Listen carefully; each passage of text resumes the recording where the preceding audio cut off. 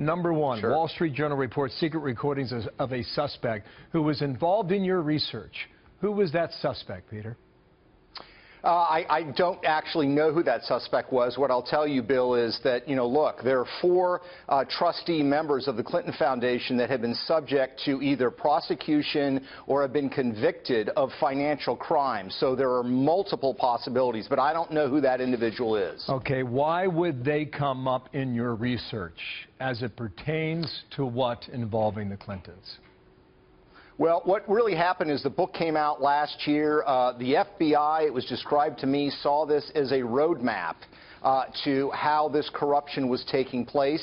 But, like any roadmap, it doesn't have a lot of detail. You follow down a road, but you don't know what the road looks like. You don't know what stores are on the side of the road. And that's what they've gone about to do. So as much as I'd like to say the book is the entire case, that is not the case. That's certainly how the Clinton team is going to represent it. But they have done a lot of legwork, as you would expect the FBI to do, and this is a high priority for them. You were interviewed multiple times by the FBI, correct?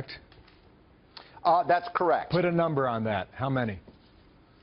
I don't want to say that. What I can tell you is my last contact was the end of February.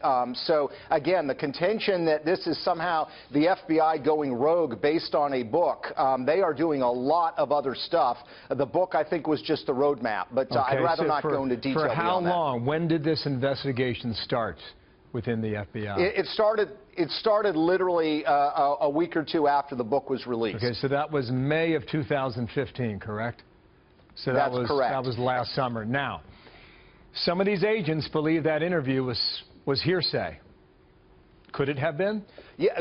Well, I think the prosecutors believe that it was. I don't think the agents do. What you have here is divide between the field agents, particularly the white-collar criminal division of the FBI, and career prosecutors at the Department of Justice. So they're having this dispute about the evidence. I'm not a lawyer. I don't know how to interpret that. But there is more. It's not just this recording and this book. The agents haven't been reading the book for 16 months and have one recording. There's a lot more information. So this is not going to go away. It's not going to begin and end with this book and with recording. There's going to be more, I think, that's going to come out. To our viewers who have not read your book and are not familiar with the work, did you prove pay for play?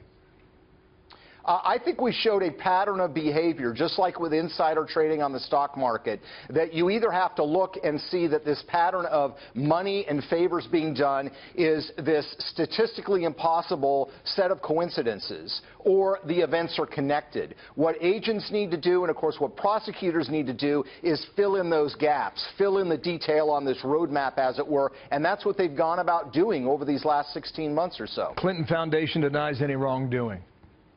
Do you think you established a pattern or not, Peter?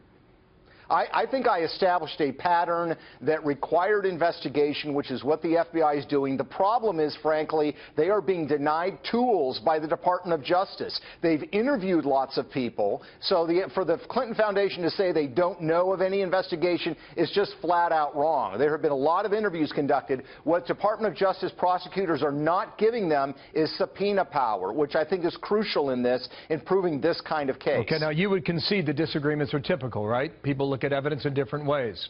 But what you are saying is that the Justice Department tried or has tried to stop this investigation on behalf of the FBI. Yeah, there's been wide reporting on this. Brett Baird did that yesterday, the Wall Street Journal yesterday, others. It's very, very clear. And here's the problem. This is a Department of Justice that has been politicized. I don't think anybody can dispute that.